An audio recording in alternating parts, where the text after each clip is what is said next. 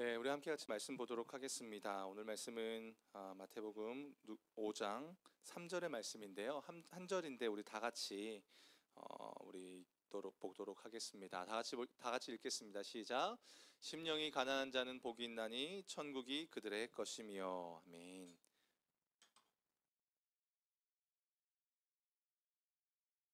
네, 지난 시간에 이어서 이제 산상순 말씀 중에 팔복에 대한 말씀을 여러분들과 함께 좀 계속적으로 살펴보려고 합니다. 네, 지난 시간이 어떻게 보면은 우리가 준비하는 그런 과정이라면 이제 오늘부터 이제 8번에 걸쳐서 이제 언제 마무리가 될지는 잘 모르겠어요. 그러나 되는 대로 계속해서 이 말씀을 갖고 여러분들과 좀 나누고 싶은 마음이 있습니다.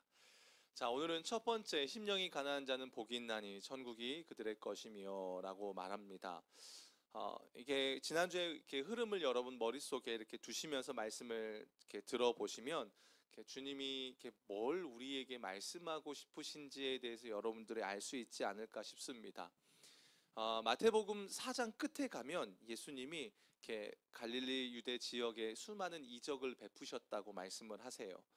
그렇게 주님이 이적을 베푸시자 이제 수많은 사람들이 예수님께 나옵니다. 따라 나오는 거죠. 어디까지 옵니까? 산에까지 오는 거예요. 그리고 거기에 앉아 있는 겁니다. 딱 이렇게 둘러 앉아 있는 겁니다.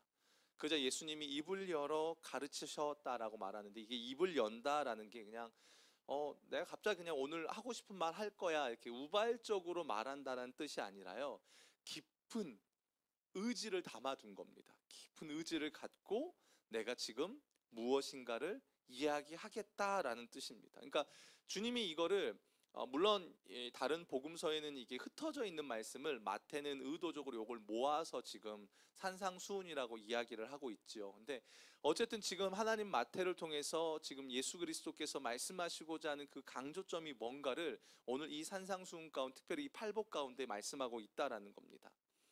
자, 그런데요 여러분, 한편으로 우리 좀 같이 생각을 좀 해봤으면 좋겠어요. 뭐냐면 예수님께서 이렇게 마음을 담아서 말씀을 선포하시는데 이 말씀을 듣는 자들의 상태는 어떨까요? 한번 무리들을 한번 여러분 생각을 해봅시다. 예수님 주변에 이렇게 수많은 무리들이 모여 있습니다. 이들의 마음의 상태는 어떨까요? 어떤 그런 엄청난 기대감을 갖고 나오지 않았을까요? 여러분 같으면 어떻겠습니까? 왜요? 여러분 사장 끄트머리에 가보면 어떤 내용들이 있었다고 말했어요? 예수님이 기적을 베푸셨어요. 병자들을 치유하셨습니다. 놀라운 이적을 베푸셨습니다. 그죠? 그렇다면 그들이 주님 앞에 나올 때는 나름의 뭔가 기대하는 마음을 갖고 나왔겠다라는 거죠. 자, 그런데 그런 수많은 기대감을 갖고 나온 그들에게 예수님이 하신 말씀이 뭡니까? 자, 오늘 본문 한 번만 더 다시 읽어볼까요? 다 같이 읽어보겠습니다. 시작. 자, 여러분 한번 우리가 그 무리라고 생각해 봅시다. 우리가 무리라고 생각을 해볼게요. 엄청 여러분들이 대부분 이 당시의 무리들의 특징이 어떻습니까? 시대적으로 볼 때 가난하고 또 헐벗고 또 어떤 이들은 병든 몸을 갖고 그 예수 앞에 나왔을 겁니다. 왜요? 나오면 치유를 받을 수 있지 않을까? 내 문제가 해결되지 않을까? 이 지긋지긋한 고통에서 나를 건져내 주지 않을까? 라는 그런 기대감을 갖고 나올 거 아닙니까? 근데 예수님이 그들에게 앞서 딱 이야기하는 게 뭡니까? 심령이 가난한 자는 복이 있다. 천국이 저들의 것이다. 여러분 흔히 요즘에 말하는 갑분싸 아시죠? 갑자기 분위기 싸해진다. 그러지 않을까요? 곰곰이 말씀을 여러분 한번 묵상을 해보세요. 그 상황에 나를 한번 넣어보세요. 그 주변의 무리들, 대부분의 무리들이 갖고 있던 특징이 그거였습니다. 이들은요 이미 가난함을 경험한 자들입니다. 이미 여러 고통 속에 있는 자들이에요. 그런데 예수님이 던지시는 메시지가 뭐냐면 심령이 가난하면 복이 있대요. 이미 가난을 겪고 있는데 염장을 지르는 것도 아니고, 가난하고 있는데 가난에 치를 떨고 있고 가난 때문에 수치를 당하고 있는, 그래서 그 앞에 모여들고 어떻게든 그 가난을 극복하고 싶은 마음 때문에 나와 있는데, 거기에 예수님이 하시는 말씀이 뭐예요? 심령이 가난한 자들은 복이 있다라는 겁니다. 뭘 말씀하시는 걸까요? 주님의 의도가 여러분 이게 은혜가 되십니까?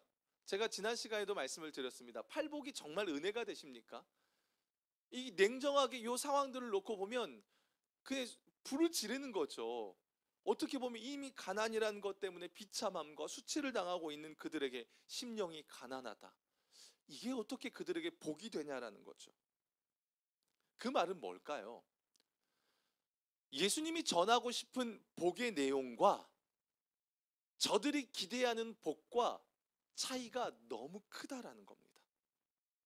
이런 거죠. 너희들이 기대하는 복과 내가 말하고 있는 복은 완전히 달라. 차원이 달라. 라고 지금 예수님이 말씀하신다는 겁니다. 그러니까 복이라는 그 개념에 대해서 무리들이 생각하고 있는 그 기준과 개념과 예수님이 말씀하시는 게 너무 다르다라는 겁니다. 개념이 다른 거예요. 개념이 다르니까 어떻게 똑같은 단어를 말해도 다르게 생각하는 겁니다. 이런 거죠. 제가 여러분들에게 기도에 대한 이야기 아무리 이야기를 해도 제가 가지고 있는 성경적인 그 기도라는 개념과 여러분이 갖고 있는 기도라는 일반적인 개념이 다를 때 어떨까요?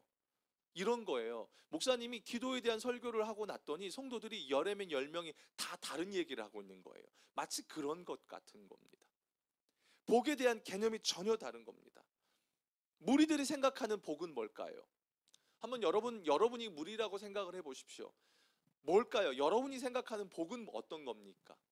당장 내 문제가 해결되는 겁니다. 그죠? 그렇지 않습니까? 내가 처한 상황이 개선되는 겁니다. 가난하다면 내 가난, 지긋지긋한 그 가난에서 벗어나는 것. 야, 우리 로또 좀 맞아보자. 로또 여러분 한 번쯤은 사보고 싶은 생각들 뭐 실제로 사시는 분들도 있을지 모르겠어요. 그래서 내 이것을 벗어나는 게 나는 복이야 라고 생각하는 것. 또 질병이 있으신 분들은 어떻습니까? 지긋지긋하죠. 요 말이 더 맞는 것 같아요. 지긋지긋해요. 질병을 갖고 오랜 긴 병을 갖고 계신 분들은 이것에서 내가 벗어나는 것. 그 당시로 따지면 어떻습니까? 로마의 압제에서 벗어나는 것. 그게 그들이 해결이 되어야만 복이라고 생각을 하는 거겠죠. 근데 예수님이 말씀하시는 것은 전혀 다른 차원에서 말씀하시는 겁니다. 오늘 본문을 보면요, 복이라는 단어가 무려 9번이나 나와요. 팔복에 보면 팔복에 8번 나오고 마지막에 한 번 더 나옵니다. 더 복이 있다라고 하는 겁니다. 그러니까 예수님이 복을 굉장히 강조하시는데 그게 무리들, 말씀을 듣는 무리들과 굉장히 차이가 있다는 거예요. 이거 우리와도 동일하죠. 다를 수 있다라는 겁니다. 예수님이 말씀하시는 복과 우리가 원하는 것, 여러분 얼마든지 다를 수 있습니다. 얼마든지. 여러분이 원하는 게요, 정답이 아닐 수 있다는 겁니다. 여러분이 주님 앞에서 가지고 나오는 그 문제들을 통해서 주님 앞에 요구하는 게 주님 앞에 합당치 않을 수 있다라는 겁니다. 복에 대한 개념, 우리가 원하는 복에 대한 개념을 가지고 주님의 말씀을 들으면 진짜 주님의 의도를 우리는 알 수 없게 된다는 겁니다. 여러분, 예수님의 초점이 어디에 있을까요? 예수님의 초점이 어디에 둔 상태에서 복에 대한 이야기를 할까요? 이게 중요합니다. 산상수훈을 시작하면서 예수님은요, 이 땅에 초점을 두고 말씀하지 않으십니다. 예수님의 초점은 철저하게 어디에 있냐면 천국에 초점을 두고 어떻게 하면 이 땅에서 그 천국을 누릴 것인가에 대해서 예수님은 우리에게 말씀하신다는 겁니다. 그러니까 어때요? 우리는 자꾸만 이 땅에 초점을 둬버려요. 예수님은 천국에 초점을 두고 있어요. 둘이 핀트가 안 맞으면 어때요? 예수님의 의도를 우리는 모른 채 이 땅에서 헛걸음하며 신앙생활을 할 수 있다는 겁니다. 이게 현재 우리의 문제이기도 하고요. 자, 뭘 보면 이거 예수님이 천국에다 초점을 두고 있는지를 알 수 있어요. 오늘 본문 5장 3절에 보면 이렇게 말해요. 심령이 가난한 자는 복이 있나니 천국이 그들의 것이며 라고 말합니다. 자, 팔복의 마지막 절인 10절의 말씀 우리 한번 읽어볼게요. 다 같이 읽어볼게요. 시작. 의를 위하여 박해를 받는 자는 복이 있나니 천국이 그들의 것임이라. 자, 여러분, 성경에서요, 제가 성경을 가르칠 때에 반복되는 단어는 강조한다라는 뜻을 이렇게 자꾸 제가 내비치지요. 자, 여러분, 방금 읽은 3절과 10절에서 반복되는 말이 뭡니까? 심령이 가난한 자는 복이 있나니 또 의를 위하여 박해받는 자는 복이 있나니 뭐가요? 천국이 그들의 것입니다라는 거예요. 그러니까 예수님은요, 팔복을 시작하면서 천국으로 시작해서 천국으로 끝나는 겁니다. 그러니까 천국을 누리는 복, 천국을 소유한 자가 누릴 수 있는 복, 그것은 이 땅의 기준과 이 땅의 가치와 다르다는 겁니다. 그래서 결국은 팔복은 거기에 초점이 맞춰져 있습니다. 반대로 이건 어떤 의미가 있냐면요, 내가 여전히 예수를 믿는다고 하면서 하나님 나라 가치관이 아니라 천국의 가치관이 아니라 여전히 세상의 가치관으로 세상의 것을 소유하고 있다면, 그래서 천국에 대한 눈이 열려져 있지 않다면 오늘 예수님이 말씀하신 이 팔복을 우리는 누릴 수 없다는 겁니다. 똑같아요. 교회 안에서요, 신앙생활을 하지만 어떤 사람은요, 상황과 환경과 상관없이 하나님이 말씀하신 복을 누리며 가는 자들이 있고요, 어떤 사람은요, 그 진짜 예수님이 말씀, 여러분 여기서 말하는, 제가 말하는 그 복은요, 뭔가 소유하고 뭔가 문제가 해결되고 그걸 말하는 게 아니에요. 예수님이 진짜 말씀하신 그 복을 누리는 사람이 있고 누리지 못하고 가는 사람들이 있다라는 겁니다. 제가 지난 시간에 여러분 뭘 분명히 하라고 말씀을 드렸죠? 정체성입니다. 여러분이 누구냐는 거예요. 교회 안에 있는 무리라면 여기서 말씀하시는 이 팔복의 그 복이 진짜 복으로 그들에게 다가올까요? 아니죠. 제자로 서 있어야만, 제자로 서 있어야만 여러분 이 팔복이 온전한 복으로 여러분에게 다가온다라는 겁니다. 그래서 정체성이 중요합니다. 이 말씀은요, 하나님 나라 백성에게 주신 말씀이지 이대로 뭔가를 하면 된다 그런 개념이 아니라는 겁니다. 선포의 개념인 겁니다. 여러분은 어떠십니까? 가만 보니까 제가 지난주부터 오늘까지 계속 몰아붙이는 것 같습니다. 자꾸 몰아붙이는 것 같습니다. 근데 어쩔 수 없습니다. 예수님이 이 말씀을 하시는 그 이유가 있기 때문에 그렇습니다. 여러분은 지금 천국을 소유하셨습니까? 천국이 여러분에게 보여지십니까? 그 하나님 나라의 가치가 여러분의 삶을 지배하고 계십니까? 여러분이 생각하는 천국의 기준은 무엇입니까? 이게 우리가 참 안타까운 것이 뭐냐면, 이 말씀을 전하는 저조차도 그래요. 천국이라는 것, 하나님 나라는 이래야 돼라고 우리는 은연중에 생각하면서 거기에다가 뭘 부여하냐면 내 욕심과 내 소원을 거기에다가 탁 집어넣습니다. 그래서 적어도 천국은 요 정도는 해야겠지, 요 정도는 돈은 좀 있었으면 좋겠어, 몸은 좀 덜 아팠으면 좋겠어. 제가 최근에 이 전사님하고 식사하고 나서 제가 전사님이랑 이런저런 얘기를 하다가 제가 그랬어요. 전사님, 천국 가면 약은 안 먹어도 되겠죠? 제가 그런 말을 했습니다.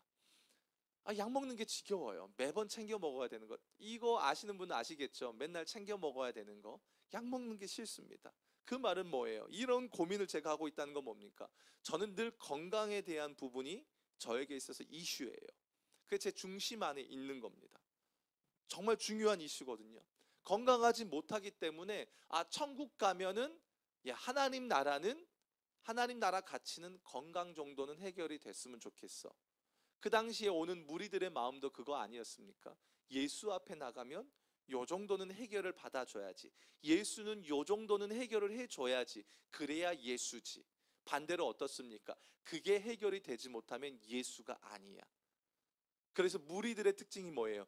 자기가 원하는 소원을 예수가 만족시켜 주지 못하니까 나중에 어때요? 그 예수를 십자가에 못 박으라고 소리를 지르더라는 겁니다. 여러분, 우리는 어떻습니까? 여전히 우리가 원하고 소망하는 것을 그 하나님 나라의 중요한 가치로 우리는 끌고 들어갑니까? 아니면 하나님 나라의 가치에 내가 맞춰서 나아가고 있습니까? 이 당시 사람들은요, 정치적으로 굉장한 그 억압 속에 있었습니다. 그러니까 로마라는 그 제도 아래에서 우리를 건져내 주시길 원했다라는 겁니다. 그러니까 그것만 해결해 주면 우리는 행복할 거야, 내 문제만 해결해 주면 행복할 거야. 정말 그럴까요, 여러분? 여러분의 문제만 해결되면 그곳에 천국이 임할까요? 어떻게 생각하십니까? 돈의 문제를 해결해 주면 천국이 임합니까? 내 건강의 문제를 해결해 주면 천국이 임합니까? 관계의 문제를 해결해 주면 천국이 임할까요? 누가복음 17장 11절에 19절에 가보면 예수님이 나병 환자 10명을 아주 깨끗하게 고쳐주시는 그런 사건이 나옵니다. 근데 그 끄트머리에 가서 예수님이 뭐라고 말씀하시냐면 10명이 병 고침을 받았는데 진짜 나를 따르는 자가, 진짜 내 앞에 나온 자가 누구냐? 라고 물었을 때 딱 한 명 나왔습니다. 이방인입니다. 뭔가 문제가 해결한다고 해서 내가 거기서 행복을 누리고 천국을 맛보고 하나님 나라 가치를 맛볼 수 있을까요? 아니더라는 겁니다. 그 사람 안에 중심, 마음의 가치관이 여전히 세상으로 가득 차 있다면, 세상의 것으로 욕망으로 욕심으로 가득 차 있다면 그 사람은 절대 천국을 누릴 수 없다라는 겁니다. 결국 천국은 본질적으로 세상의 가치관을 가지고는 절대로 누릴 수 없다라는 겁니다. 여러분이 교회 나와서 신앙생활을 하면서 여전히 세상의 가치관으로, 세상의 기준으로 교회를 판단하고 신앙을 생각한다면 여러분은 이곳에서 절대 하나님 나라를 누릴 수가 없을 것입니다.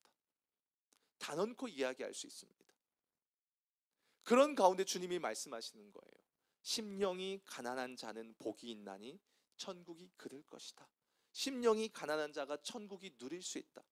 여기서 가난하다라는 말이 프토코이라는 말인데요. 이게 어떤 뜻이냐면 절대 빈곤의 상태를 말합니다. 그래서 의지할 사람이나 재산이 전혀 없는 것, 이런 거죠. 성경에 이 단어가 누구누구에게 나왔냐면 거지 나사로, 그죠?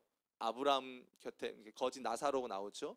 그리고 마지막 두 렙돈의 과부, 그 주님 앞에 드리고 났을 때 아무것도 없는 그 과부의 상태, 뭔가 다 잃어버리고 구걸하게 되는 상태. 여러분 그러신 적이 있으십니까? 빈털터리가 되면 어떻습니까? 의욕이 없지요. 근데 우리는 어떻습니까? 삶에 의욕이 없을 때 뭐 때문에 없습니까? 세상의 것 때문에 내가 의욕을 잃어버리죠. 근데 주님은 말씀하십니다. 무엇 때문에요? 세상의 것 때문이 아니라 천국 때문에 너희가 가난하게 되어야 한다라는 거예요. 뭘 보면 알 수 있냐면요. 자, 오늘 본문을 한 번만 더 읽어볼게요, 여러분. 자, 다 같이 읽어보겠습니다. 시작.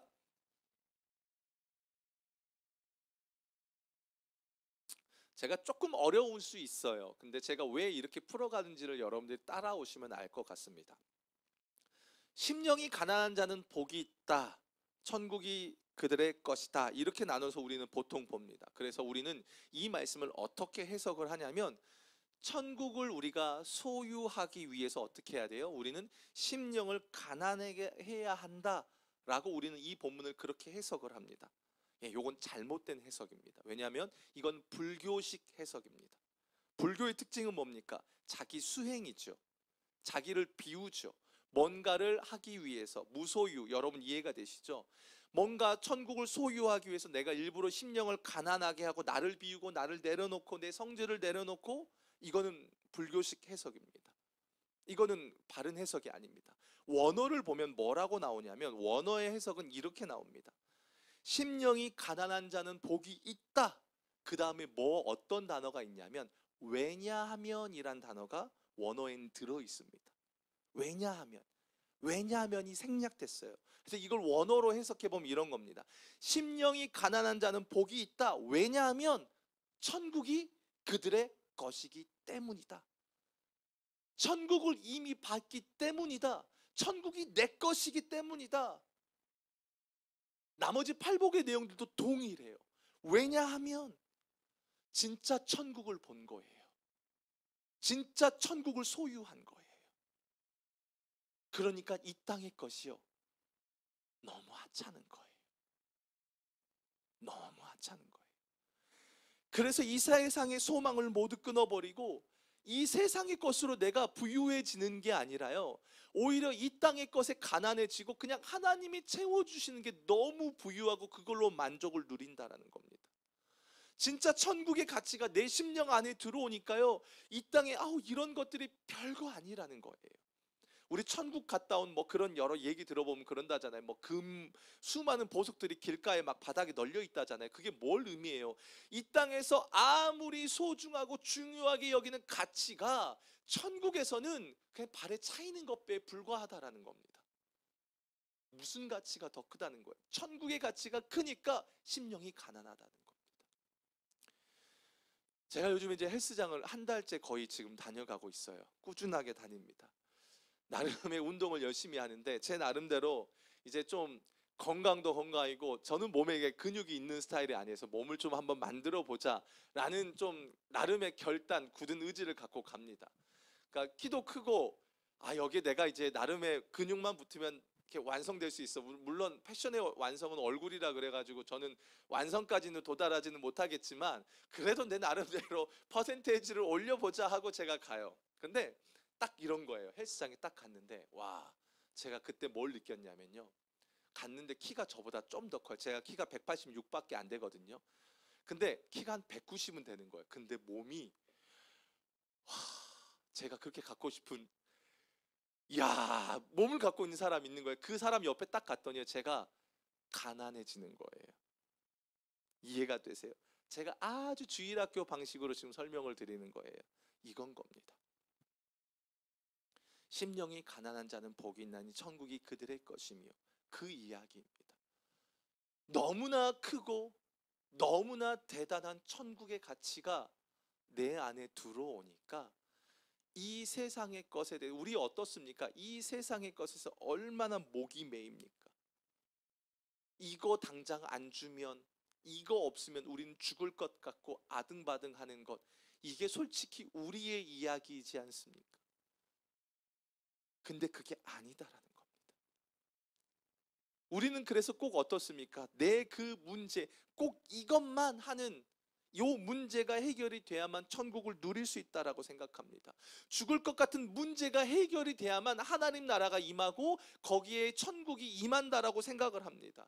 주님은 뭐라고 말씀하십니까? 분명 너희는 먼저 그의 나라와 의를 구하라, 그리하면 이 모든 것을 너희에게 더하시겠다라고 말하는데, 우리는 반대입니다. 주님, 이 모든 것을 더해 주셔야만 우리는 먼저 그의 나라와 의가 우리 가운데 임할 수 있습니다라고 우리는 생각하잖아요.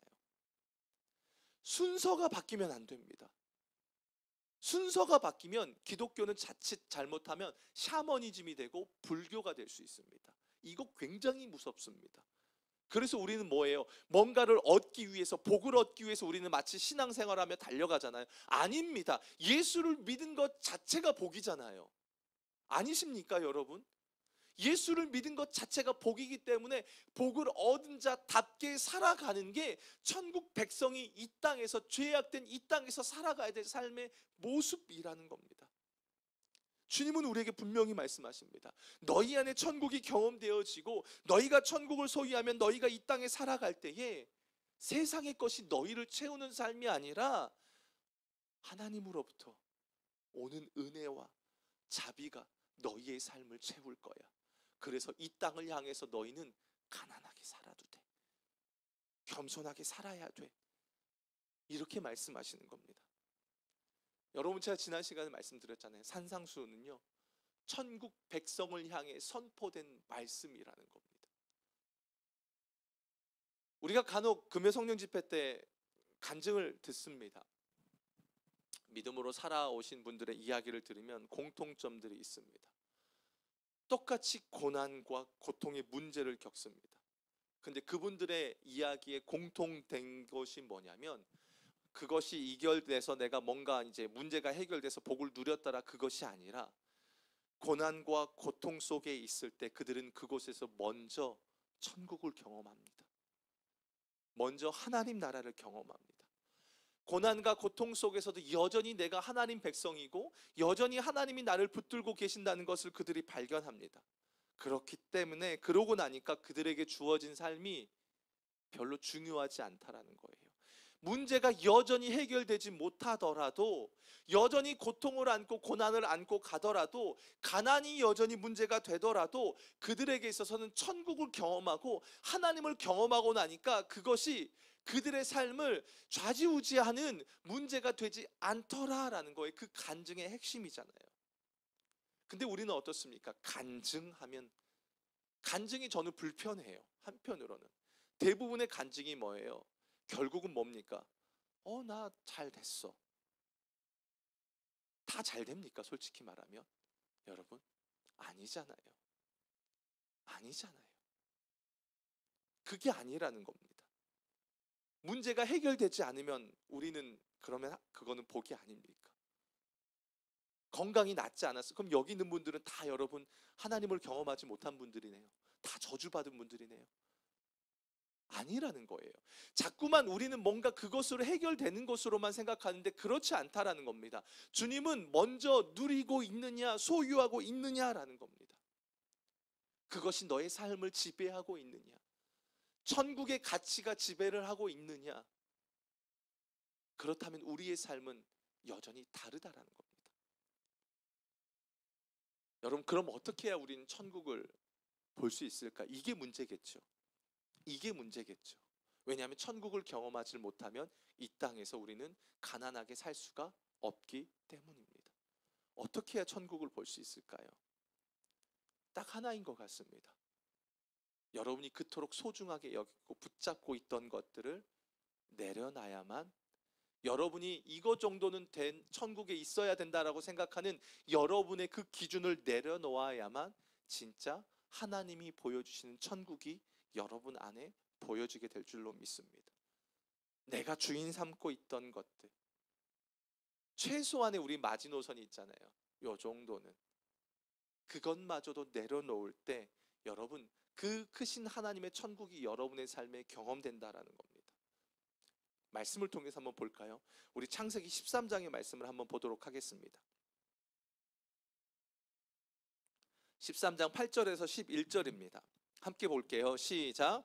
아브라함이 롯에게 이르되 우리는 한 친족이라 나나 너나 내 목자나 내 목자나 서로 다투게 하지 말자. 내 앞에 온 땅이 있지 아니하냐. 나를 떠나가라. 내가 좌하면 나는 우하고 내가 우하면 나는 좌하리라. 이에 롯이 눈을 들어 요단 지역을 바라본즉 소알까지 온 땅에 물이 넉넉하니 여호와께서 소돔과 고모라를 멸하시기 전이었으므로 여호와의 동산 같고 애굽 땅과 같았더라. 그러므로 롯이 요단 온 지역을 택하고 동으로 옮기니 그들이 서로 떠난지라. 우리가 너무 잘 아는 말씀입니다. 아브라함이 약속의 땅에 왔는데 기근이 듭니다. 그래서 아브라함이 애굽으로 내려갑니다. 애굽은 세상이죠. 세상을 상징합니다. 그곳에 내려가서 아브라함이 아내를 누이라고 하는 그런 상황 속에 결국에는 하나님의 은혜를 경험하고 다시 이제 네게브 땅으로 옵니다. 근데 오고 나서 어떤 일이 벌어집니까? 소유가 많아지게 되면서 아브라함과 롯이 그 같은 땅 안에 거주할 수 없게 됩니다. 결국에는 아브라함이 양보를 합니다. 그 과정 속에 롯이요 소알 땅을 선택합니다. 10절에 보게 되면 소알 땅은 소돔과 고모라를 멸하시기 전이었으므로 그 땅이 여호와의 동산 같고 애굽 땅과 같았다고 말합니다. 여러분, 여호와의 동산, 에덴 동산이 있죠. 보신 적 있으십니까? 있으세요? 있으셔요? 없으시죠? 어디가 에덴 동산일까요? 과연 롯이 여호와의 동산, 에덴 동산을 알았을까요? 당연히 없겠죠. 이게 무슨 말입니까? 이런 겁니다. 롯이 기근 때문에 아브라함과 함께 애굽 땅을 내려갑니다. 근데 거기서 롯이 뭘 본 겁니까? 애굽 땅을 보면서 이런 거 있죠. 야, 여기가 천국이네. 여기가 천국이네. 우리 그런 말 말하잖아요. 야, 천국이 있으면 여기가 천국이네. 지금 롯이 그건 겁니다. 물도 많죠. 목축한 사람들에게서는 물이 얼마나 중요합니까? 애굽의 그 물, 화려함들, 좋은 집들 다 잘 먹고 잘 살잖아요. 롯의 눈에는 그 애굽 땅이 천국인 겁니다. 여호와의 동산 같은 겁니다. 롯이 애굽에서 본 게 그겁니다. 그리고 아브라함과 갈등 후에 롯이 소알 땅을 딱 보니까 그 땅도 애굽 땅과 같은 거예요. 롯이 뭘 보고 있다는 겁니까? 그곳에서도 여전히 세상적인 기준과 가치관으로 보고 있다라는 겁니다. 그게 롯이 갖고 있던 안목의 한계입니다. 우리도 마찬가지입니다. 내가 좋다고 생각하는 것들을 우리는 천국과 동일시합니다. 롯이 애굽의 화려함을 보면서 에덴 동산 같다라고 말한 것처럼 우리도 은연중에 세상의 그 화려함과 세상의 좋음과 세상의 편안함을 가지고 와서 천국은 이랬으면 좋겠다라고 우리는 생각합니다. 롯의 중심이 세상의 것으로 가득 차 있고 롯은 그 세상으로 중독되어 있습니다. 뭘 보면 알 수 있냐면, 여러분, 이 이후에 롯이 있던 소돔과 고모라에 북방 연합군이 쳐들어오게 되죠. 그리고 롯이 잡혀가게 됩니다. 그리고 아브라함이 자신이 부리던 종 318명을 데리고 가서 롯을 구원하게 됩니다. 구출하게 됐죠. 건짐을 받게 되었습니다. 여러분 같으면 어떻게 하시겠습니까? 여러분이 롯이라면 소돔과 고모라로 다시 가시겠습니까? 아니면 아브라함을 따라가시겠습니까? 여러분 같으면 아마 아브라함을 따라갈 겁니다. 근데 롯은 다시 소돔과 고모라를 선택하게 됩니다. 왜요? 이미 롯은 소돔과 고모라에 중독이 되어 있기 때문입니다. 세상에 중독이 되어 있고 세상의 가치관에 풍덩 빠져서 젖어 있기 때문입니다. 그래서 결과적으로 롯은 어떻습니까? 마지막 심판날에 불행한 자의 모델로서 롯의 인생은 흘러가 버립니다. 머물게 되는 겁니다. 우리는 어떻습니까? 하나님 나라를 구한다고 하면서 여전히 우리가 놓지 않고 있는 세상의 가치관이 우리 안에 있습니까? 돈입니까? 명예입니까? 내 욕심입니까? 내 꿈입니까? 나만의 기준, 꼭 이래야만 하는 것들, 그걸 붙잡고 있으면 온전한 하나님 나라는 우리는 경험할 수 없다라는 겁니다. 반대로 볼까요? 아브라함은 어떻습니까? 롯이 애굽에서 세상의 화려함을 봤다면 아브라함은 애굽에서 뭘 본지 아십니까? 뭘 깨달은지 아십니까? 그 세상이 천국이 아니구나. 그 애굽이 영원한 게 아니구나. 그 애굽의 화려함이 내 인생의 답이 아니구나를 깨달은 겁니다. 그리고 하나님이 여전히 그 세상과 같은 애굽에서도 나의 하나님으로 역사하고 계시는구나. 아브라함은 이걸 깨닫습니다. 참 아이러니하죠. 똑같은 상황입니다. 똑같은 환경에 놓여져 있습니다. 그런데 그 사람의 중심에 어떤 가치관으로 갖고 있느냐에 따라서 어떤 사람은 그곳에서 세상이 영원하지 않고 세상이 천국이 될 수 없다라는 걸 깨달았는데, 반면 어떤 사람은 그곳에서 이 세상이 천국이야 그러면서 세상에 중독되어 나오더라는 겁니다. 결국 아브라함과 롯의 인생은 그 13장에서 대조가 되면서 급격히 갈라지게 됩니다. 겉으로 볼 때 어떻습니까? 롯과의 그 소유 문제로 땅을 양보할 때 아브라함이 손해를 본 것 같습니다. 근데 아브라함은 그곳에서 무엇을 본 자입니까? 하나님을 본 자입니다. 그러니까 어떻게 되는지 아십니까? 아브라함이요, 넉넉합니다. 아브라함이 그냥 나이가 많고 삼촌이라서 그래 네가 우하면 내가 좌할게가 아니에요, 여러분. 아브라함은 애굽에 내려가서 그 세상에 내려가서 세상이 전부가 아니고 오직 그 세상 그곳에서도 하나님이 여전히 살아계신다라는 것을 아브라함이 깨닫고 본 겁니다. 그러니까 어때요? 롯에게 양보하는 거예요. 넉넉한 겁니다. 세상이 있는 게 아니라 하나님이 그 안에 자리 잡고 있는 겁니다. 반대로 롯은 그 소할 땅이 보이니까 눈에 보이는 좋은 것을 쫓아 나아가더라는 겁니다. 마태복음 19장에 가보면 어떤 한 재물이 많은 청년이 있습니다. 굉장히 바른 청년이었던 것 같습니다. 그가 예수님 앞에 나왔습니다. 갈망이 있었습니다. 엄청난 갈망이 있었습니다. 예수님 앞에 나와서 무슨 선한 일을 해야 내가 영생을 얻을 수 있습니까? 라고 영원한 생명에 대해서 그가 묻습니다. 그때 예수님이 쭉 계명에 대해서 쭉 말씀하십니다. 그러자 그 청년이 말합니다. 저 그것들 다 지켰습니다. 다 지켰습니다. 그때 예수님이 말씀하십니다. 뭐라고 말씀하시냐면 19절입니다. 한번 보겠습니다. 19절 다 같이 보겠습니다. 시작. 예수께서 이르시되 네가 온전하고자 할진대 가서 내 소유를 팔아 가난한 자들에게 주라. 그리하면 하늘에서 보화가 내게 있으리라. 그리고 와서 나를 따르라. 네, 예수님이 이렇게 말씀하시는 거예요. 그 재물 너가 다 나누어 주고 나를 따라. 그랬더니 그 청년의 반응이 어떻습니까? 22절입니다. 함께 보겠습니다. 그 청년이 재물이 많음으로 이 말씀을 듣고 근심하며 가니라. 이 청년이 붙잡은 것이 뭐라는 겁니까? 재물이라는 겁니다. 여러분, 그냥 가진 소유 다 팔으라 그 이야기를 하는 것이 아닙니다. 겉으로는 율법을 다 지켰습니다. 아마 이 청년은 그게 거짓이 아니었을 겁니다. 네, 정말 열심히 지켰습니다. 진심으로 율법을 지키고 나름 갈망이 있었습니다. 그러나 이 청년 안에 마지막까지 붙잡고 있던, 놓지 않고 있는 그 하나가 뭡니까? 재물입니다. 오죽했으면 예수님이 그 재물을 딱 건드리니까 이 청년이 어떻습니까?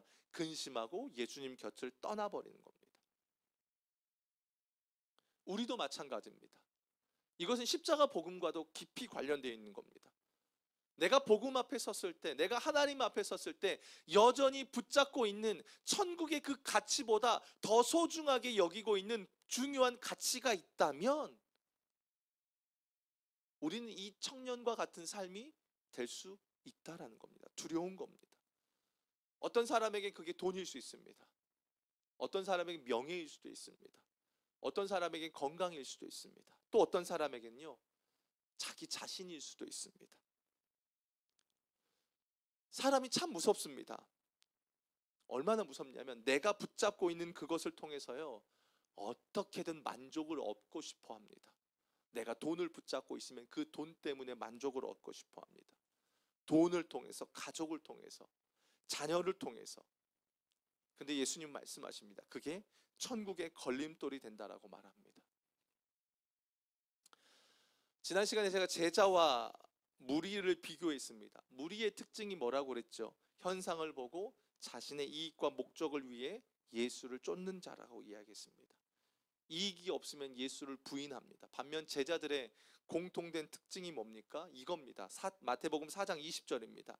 함께 보겠습니다. 시작. 그들이 곧 그물을 버려두고 예수를 따르니라. 제자들의 공통점은 뭐냐면 자신이 쥐고 있던 것들을 버렸다는 겁니다. 직업, 부모, 기타 등등 자신이 소중하게 여겼던 것들을 버렸다는 겁니다. 그런데요, 여러분, 여기서 잘 들으셔야 합니다. 여기서 강조점은 단순히 뭔가를 버렸다 이것이 아닙니다. 내가 소중히 여겼던 것들을 버렸다, 재물을 버렸다 이것이 아닙니다. 여기서 강조점은, 진짜 중요한 것은 뭐냐면 예수의 가치가 너무 컸기 때문에 그것들을 버렸다라는 겁니다.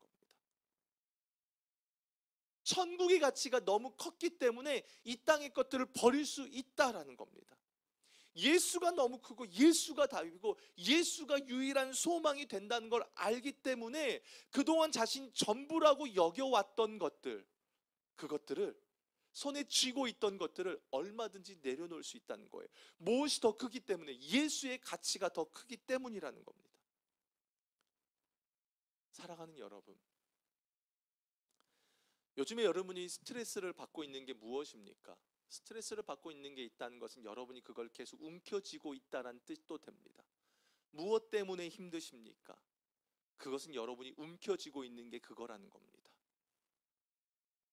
그게 더 큽니까? 예수가 더 큽니까? 왜 우리가 신앙생활하면서 자꾸, 죄송해요, 이런 표현을 써서요, 쪼잔할까요? 왜 그럴까요? 어느 순간에 예수라는 가치보다 내가 붙잡고 꼭 이것만큼은 돼야 돼, 교회는 꼭 이래야 돼, 신앙은 이래야 돼, 나는 꼭 이래야 돼, 내가 붙잡는 것이 예수보다 더 클 때가 너무 많습니다. 그러니까요, 좁아요. 신앙생활이 너무 좁다라는 겁니다. 오히려 예수의 가치가 더 크면 아브라함처럼요, 겉으로는 가난해 보여요. 근데 그 속은 어떻습니까? 넉넉해요.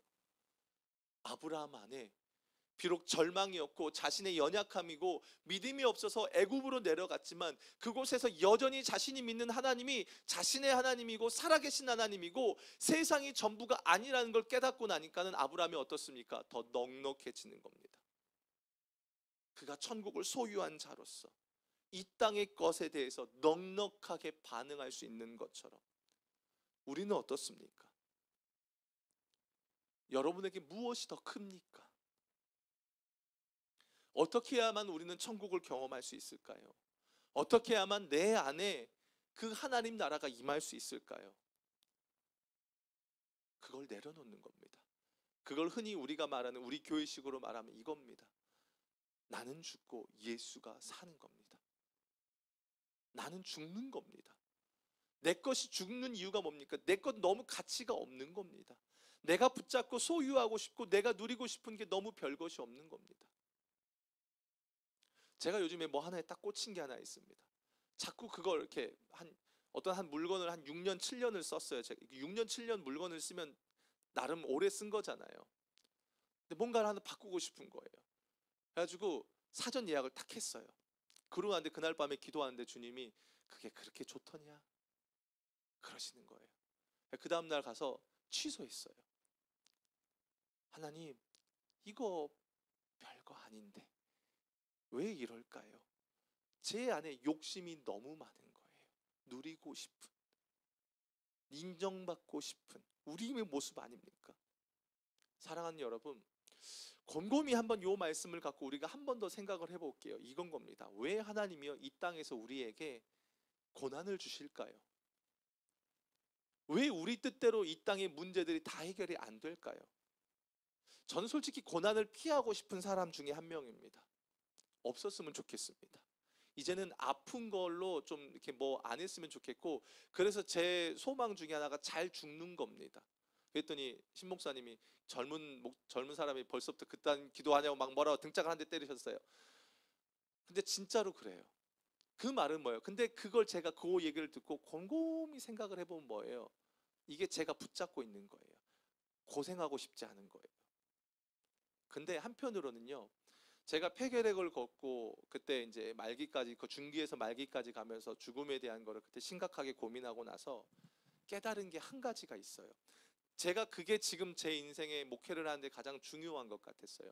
그게 뭐냐면 하나님이 죽음을 생각하게 하면서 이 땅의 것이 영원하지 않다라는 것에 대해서 깨닫게 해주셨습니다. 사랑하는 여러분, 왜 고난을 줄까요? 왜 시간이 가면 갈수록 우리는 늙어갈까요? 이번에 여러분 영화제 보니까요, 주윤발 홍콩 배우 아시죠? 그 잘생긴 주윤발이 한국에 왔더라고요. 나이가 60이 넘었는데 이야 늙었더라고요. 옛날에 그 멋진 얼굴이 없는 거예요. 이 세상을 보면 영원한 게 하나도 없어요. 왜 이렇게 우리를 지으셨을까요? 말 그대로입니다. 이 땅의 것은 천국이 될 수 없다라는 겁니다. 이 땅의 것은 우리에게 영원한 것이 될 수 없다라는 겁니다. 만족을 줄 수 없다라는 겁니다. 다 부도수표 같다는 겁니다. 당장 쥐고 있지만 다 부도수표 같다라는 겁니다. 그러면서 결국은 뭘로 가라는 거예요? 예수에게만 소망이 있다라는 겁니다. 천국에만 소망이 있다라는 겁니다. 하나님 나라만이 우리에게 유일하게 붙들고 우리가 거기서 부요함을 누려야 될 유일한 가치라는 겁니다. 그런데 롯은요, 그 한계를 깨닫지를 못하고 눈이 가리워져서 여전히 세상의 것, 자기가 누리고 싶은 것, 자기가 중심이 돼서 롯은 그렇게 살아갑니다. 반대로 아브라함은 그곳에서 진짜 천국이 어디에 있는가를 보고 나서 진짜 심령의 가난한 자의 삶을 살아갑니다. 그래서 아브라함을 복이 있다고 말합니다. 왜 아브라함이 복의 통로인지 아십니까? 하나님이 그의 인생을 붙들었기 때문입니다. 세상의 기준으로 아브라함을 보면요, 아브라함은 불행한 자입니다. 왜요? 하나님의 약속이 성취되는 걸 아브라함은 제대로 보질 못했습니다. 내 자손이 밤하늘의 별과 같이, 아니요, 아브라함이 본 건 이삭 하나입니다. 근데 하나님의 관점에서 보면 아브라함은 복이 있습니다. 왜요? 그가 세상의 가치관으로 살지 않고 천국을 소유하며 살았을 때요, 아브라함의 인생에서 날마다 채우시는 것이 하나님이라는 걸 그는 경험하며 살았다라는 겁니다. 사랑하는 여러분, 천국을 바라보면서 우리는 두 가지를 분명히 이해해야 됩니다. 하나님을 이미 봤기 때문에 우리는 천국을 누리든지, 아니면 이 세상이 가치 없다는 것을 깨달았기 때문에 천국을 누리든지요. 여러분, 아브라함처럼 누리셨으면 좋겠습니다. 답은 오직 예수뿐입니다. 우리는 예수 앞에서 우리 하나님의 그 크신 계획을 다 알 수는 없습니다. 저도 모르겠습니다. 제 앞에 펼쳐질 계획이 뭔지는 모르겠습니다. 그러나 딱 한 가지만큼은 압니다. 예수가 답이라는 것. 그걸 아니까 저희 아내가 그러더라고요. 당신 요즘에 좀 여유가 생겼어. 그러더라고요.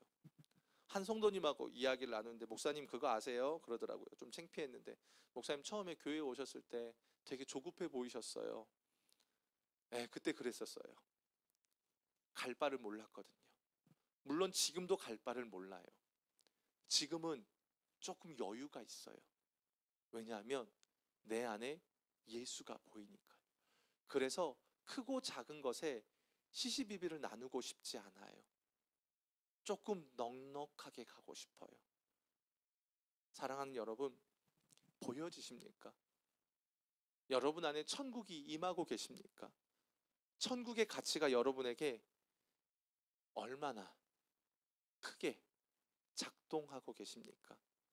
그 영원한 것을 봤다면 천국이 여러분의 것이기 때문에 여러분, 이 땅의 것들에 대해서 좀 가난해져도 되잖아요. 그렇지 않습니까? 좀 없어도 되잖아요. 좀 헌신하면 어떻습니까? 조금 손해보면 어떻습니까? 조금 덜 누리면 어떨까요? 가족 섬기느라고 조금 고생하면 어떻습니까? 왜요? 더 큰 거가 있는데, 더 큰 걸 붙들었는데 왜 우리는 자꾸 쪼잔해질까요? 다시 한번 오늘 이 말씀을 기억하면서, 왜냐하면 천국을 가졌기 때문에 여러분 이것을 기억하면서 예수로 여러분 살아가는 여러분의 인생이 되시길 주님의 이름으로 축복합니다. 우리 함께 같이 오직 예수뿐이네, 우리 은혜 아니면 찬양하고 나아가겠습니다.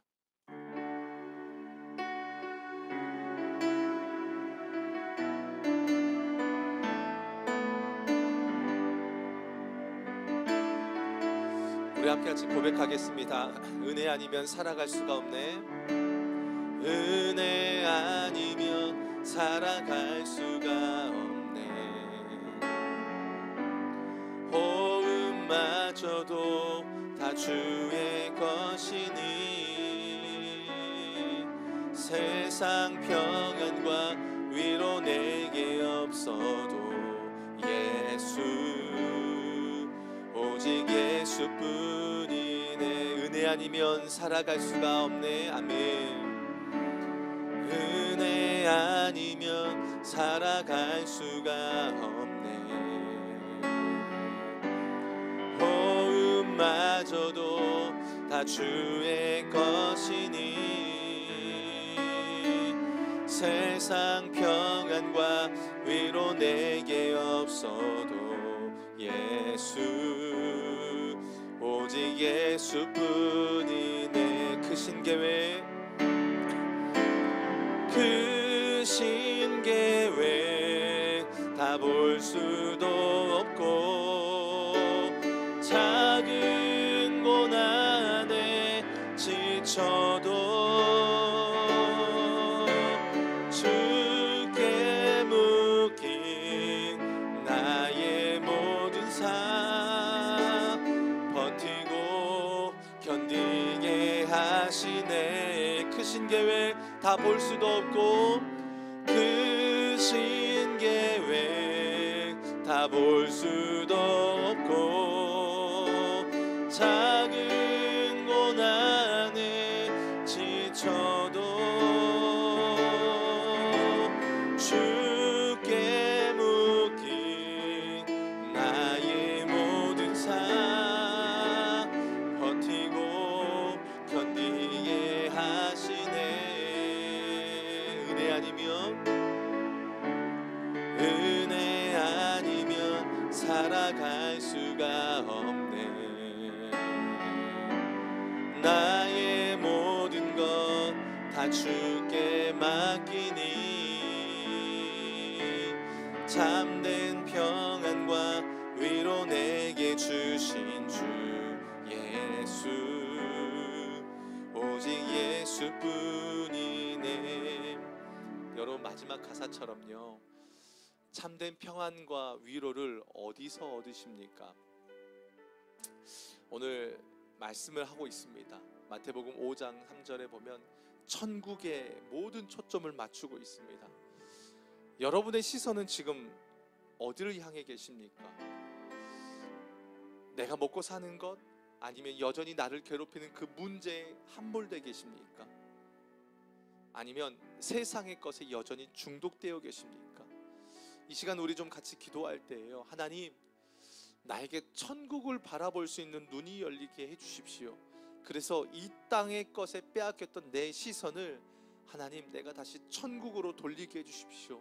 그래서 내가 이 땅의 것들에 연연하는 자가 아니라 하나님 나라를 소망하는 자로, 하나님, 내가 이 세상 속에서 승리하는 삶을 살아갈 수 있도록 인도해 주십시오. 우리 함께 같이 주님 앞에 기도하며 나아가겠습니다. 살아계신 아버지 하나님, 간구하며 나아갑니다. 하나님, 빼앗겼던 우리들의 시선이 있습니다. 자꾸만 세상의 것에 내 시선이 빼앗겨 버리고 연연해 버리고 하나님, 혼란스러워 버릴 때가 얼마나 많이 있는지요. 욕심이 얼마나 많이 있는지요. 내가 붙잡고 있는 것 때문에 진정 바라봐야 될 것을 바라보지 못할 때가 얼마나 많이 있는지요. 하나님 아버지, 인도하여 주십시오. 우리의 영적인 눈을 열어주셔서 천국을 바라볼 수 있도록 하나님 인도하여 주시길 원합니다. 하나님 나라를 바라볼 수 있는 영적인 눈이 열려지길 원합니다. 그래서 여전히 나에게 고난이 있고 여전히 나에게 버거운 삶이 주어져 있을지라도 그 속에서 주님 나라를 바라보고 나에게 놓여진 삶이 전부가 아니라는 것을 깨닫고 영원한 하나님 나라를 바라볼 수 있는 눈이 열려지길 원합니다. 그래서 그 주님의 나라를 바라보는 가운데 우리의 삶을 살아갈 수 있는 그런 자들이 될 수 있기를 간절히 원합니다. 좋으신 아버지 하나님, 인도하여 주시옵소서. 아버지, 우리의 삶을 인도하셔서 하나님 나라를 바라볼 수 있는 영적인 눈이 열려져서 주님, 이 땅을 주님 앞에서 살아가는 우리 포도나무교회 성도들의 삶이 될 수 있기를 원합니다. 넉넉하게 살아갈 수 있는 그런 삶이 될 수 있도록 주님, 천국의 눈을 열어 주시옵소서. 하나님 나라를 바라볼 수 있는 영적인 눈을 열어 주시옵소서. 주님, 인도하여 주시옵소서.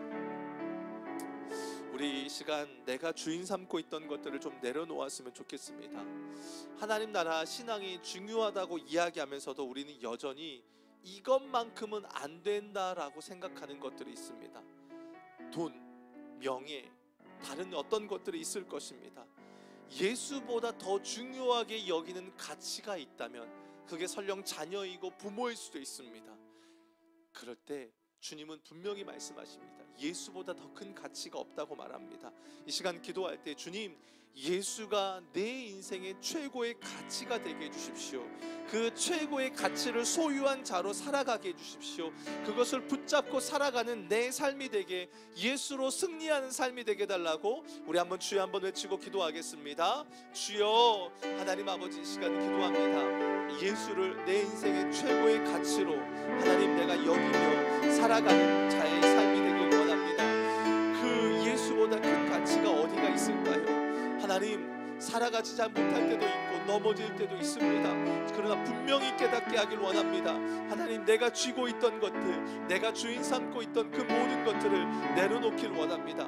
그리고 그 예수로 살아가는 자가 되길 원합니다. 그 예수로 살아가는 자가 되길 원합니다. 예수를 소유한 자로서 하나님, 이 땅을 살아가는 하나님 우리의 삶이 되길 원합니다. 주 예수보다도 귀한 것은 없다고 말합니다. 우리에게 구원을 허락하신 예수, 우리의 삶의 주인 되신 예수, 새롭고 산 길이 되어주신 예수 외에는 더 귀한 가치가 없다고 말합니다. 하나님, 우리가 그 예수를 최고의 가치로 여기길 원합니다. 내 삶에 있어서 주님보다 귀한 것이 없음을 날마다 고백하는 가운데 그 주님이 열어주신 대로, 그 주님이 인도하시는 대로 주님 주어진 인생을 살아가는 우리 포도나무교회 모든 목회자 성도들의 삶이 될 수 있도록 하나님 아버지 인도하여 주시옵소서. 그렇게 우리의 삶을 붙드실 것을 믿습니다. 그렇게 예수의 가치로 살아가는 삶이 되게 하여 주시옵소서. 우리가 예수의 가치로 살아가면 우리의 삶은 넉넉해지게 됩니다. 우리 그렇게 기도합시다. 하나님, 아브라함처럼 넉넉한 자가 되게 해주십시오. 애굽에서도 세상에서도 살아계신 하나님을 맛본 자로서, 천국을 맛본 자로서 하나님, 넉넉한 자가 되게 해주십시오.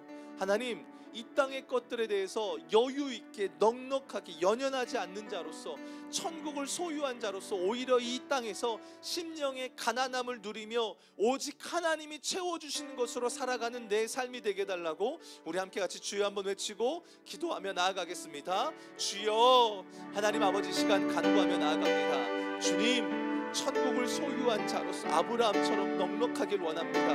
하나님, 우리의 삶이 왜 이렇게 하나님 작아졌는지요.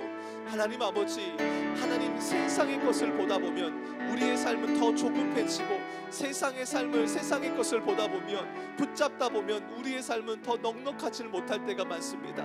하나님, 아브라함이 애굽에서 하나님을 경험한 것처럼 애굽에서 하나님 그 세상이 답이 없다는 것을 깨닫고 하나님 결국에는 롯과의 분쟁에서 더 여유 있게 양보할 수 있었던 것처럼 하나님, 우리의 삶이 그런 삶이 되길 원합니다.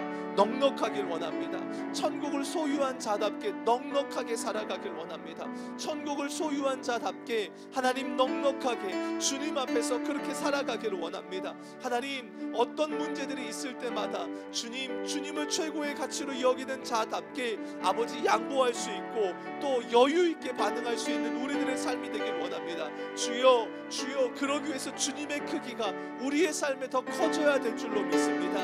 아버지 하나님, 세상이 커지는 것이 아니라 주님이 더 커져야만 우리는 이 땅을 심령의 가난한 자로서 살아갈 수 있는 줄로 믿습니다. 그렇게 살아가는 하나님, 우리들의 삶이 될 수 있도록 인도하여 주시옵소서. 우리 한 번 더 말씀을 붙잡고 기도할 때에요, 제자들의 특징은 다 버리고 예수를 따랐다라고 말합니다. 버린 게 중요한 게 아니라 예수 안에 있는 그 가치를 제대로 발견했다는 겁니다. 우리 이렇게 기도합시다. 하나님, 나에게 주어진 삶에서 날마다 예수의 가치를 발견하게 해달라고 기도합시다. 예수가 크게 보이도록 해주십시오. 예수만이 소망이라는 것을 내가 매일매일의 삶에서 깨닫게 해주십시오. 그래서 그동안 내가 쥐고 있던 것이 아무것도 아니구나, 이걸 깨닫고 진짜 자유함 가운데서 예수로 살아가고 승리하는 삶이 되게 해달라고 우리 한 번 더 주여 한번 외치고 간절히 기도하겠습니다. 주여, 하나님, 이 시간 간절히 기도합니다. 하나님, 매일의 삶에서 예수의 가치를 깨닫고 싶습니다. 우리 사랑하는 성도들, 살아가는 일상에서, 가정에서, 직장에서, 아버지 모든 삶의 자리에서 예수의 가치를 날마다 확인하길 원합니다. 이렇게 살아갈 때에도 예수의 가치를 발견하고, 저렇게 살아갈 때에도 예수가 답이고 예수가 소중하다는 것을, 예수가 최고의 가치라는 것을 깨닫고 그 예수를 붙잡고 살아가는 우리 성도들이 되길 원합니다. 그래서 예수만이 크게 보이고 예수만이 소망이라는 것을 깨닫는 가운데 주님만을 따라 나아가는 하나님, 우리 성도들의 삶이 되기를 원합니다. 주님, 제자들이 그렇게 살아갔습니다. 버릴 수 있었던 이유는, 따를 수 있었던 이유는 예수의 가치가 너무나 컸기 때문에 버릴 수 있고 따를 수 있었습니다. 우리도 제자처럼 되길 원합니다. 우리가 제자입니다. 주님, 우리는 무리가 아니라 제자임을 주님 분명하게 합니다. 제자이기 때문에, 우리는 예수의 가치를 발견한 자이기 때문에 주님, 우리 또한 이 땅에 대해서 그렇게 버리고 주님을 따라 나아가는 그런 인생들이 될 수 있도록 주여 매 순간마다 예수의 가치를 확인하는 우리들의 삶이 되게 하여 주시옵소서. 우리 이렇게 또 한번 기도했으면 좋겠습니다. 하나님, 우리의 인생의 고난 속에서 하나님 나라를 발견하게 해달라고 기도합시다. 고난이 있고 여전히 답답함이 있고 이 땅이 얼마나 허무하고 이 땅이 얼마나 한계가 있는지를 아버지 하나님 깨닫고, 하나님 그곳에서 내가 처한 상황에서 영원한 하나님 나라를 발견하게 해주십시오. 그래서 롯처럼 헛된 것에 내 삶을 던지는 것이 아니라 영원한 것을 위해서 영원하지 않는 것을 포기하는 삶을 사는 우리들의 삶이 되게 해달라고, 하나님 나라를 발견하게 해달라고 우리 한 번 더 주여 한 번 외치고 기도하겠습니다.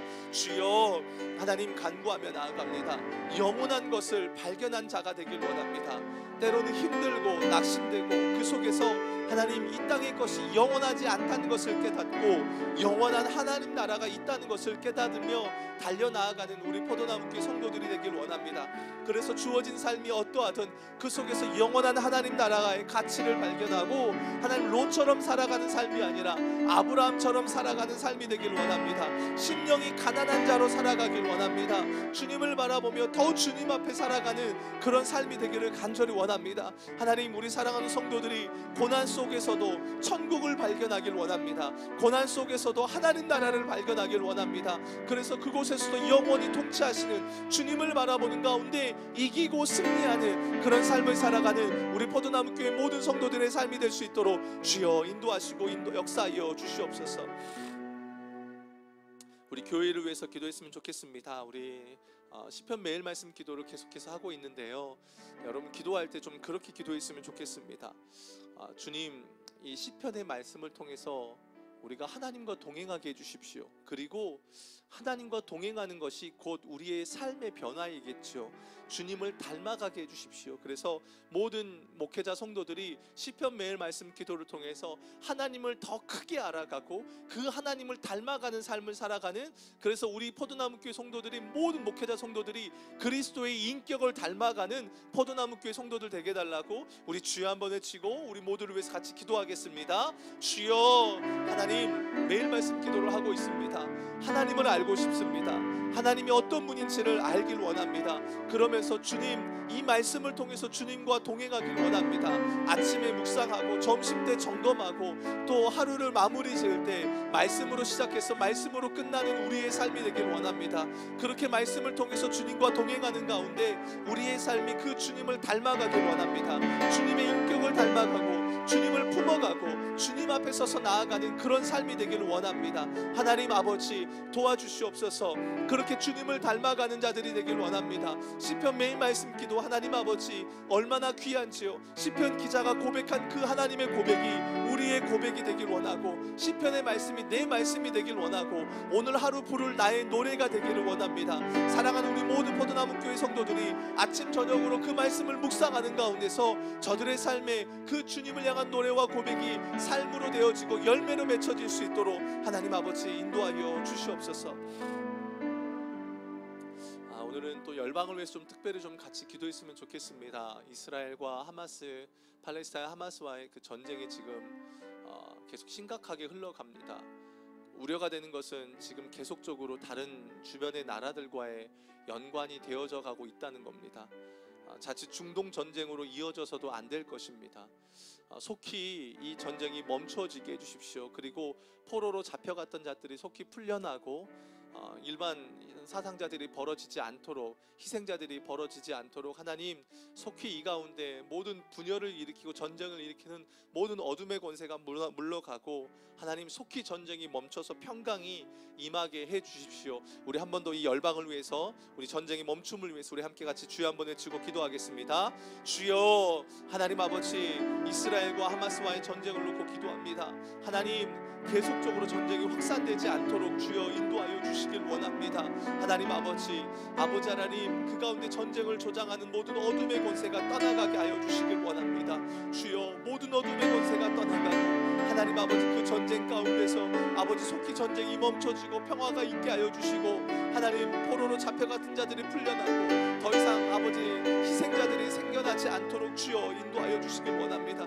하나님 아버지, 주의 은혜를 구합니다. 주님 간절히 구합니다. 주님의 긍휼을 구합니다. 전쟁이 멈춰지게 하여 주시옵소서. 전쟁을 아버지 멈춰주시고 또 이방 나라들 또한 화평케 되는 일에 동참할 수 있게 해주시옵소서. 하나님 아버지, 더 이상 사상자들이 발생하지 않도록 지켜주시고 하나님 아버지, 결국에는 그 땅 가운데 하나님의 평강이 임하여서 화평케 되어지는 은혜가 넘쳐날 수 있도록 주여 인도하시고 주여 붙들어 주시옵소서. 하나님, 다른 나라들 또한 전쟁의 조짐이 일어나려고 합니다. 하나님 멈춰지게 하여 주시고 이 한반도 땅도 영향을 받지 않도록 주여 지켜주시고 온 세계 열방을 주여 열방의 주인 되시는 주님 지켜주시고 통치하여 주시옵소서. 우리 마지막으로 교회 환우들을 위해서 그리고 한몸 기도회를 보고 같이 기도하도록 하겠습니다. 기도할 때 여러분 우리 이제 고종규 집사님을 위해서 좀 특별히 기도해 주시길 원합니다. 이제 내일이면 수술을 합니다. 그동안은 전혀 회복될 수 없다라는 그런 소식이 있었지만 주치의가 바뀌면서 정말 소망이 있게 되었습니다. 여러분 같이 기도해 주시고, 또 우리 김철석 성도님도 이제 백내장 수술을 하시는데 연세가 많으십니다. 연세가 너무 많기 때문에 그냥 일반 사람들이 하는 수술이 아니게 됩니다. 그래서 여러분 우리 고종규 집사님, 또 김철석 성도님, 또 우리 계속 기도하는 김혜원 집사님, 또 우리 장금수 집사님, 계속해서 우리 여러분 환우 기도 제목들을 보시고 또 한몸 기도문을 보고 여러분 교회와 또 환우들을 위해서 우리 마지막으로 주님의 이름 한번 부르짖고 다 같이 기도하고 여러분 개인 기도하시겠습니다. 기도하겠습니다. 주여, 하나님 아버지, 이 시간 환우들을 위해서 기도합니다. 우리 사랑하는 고종규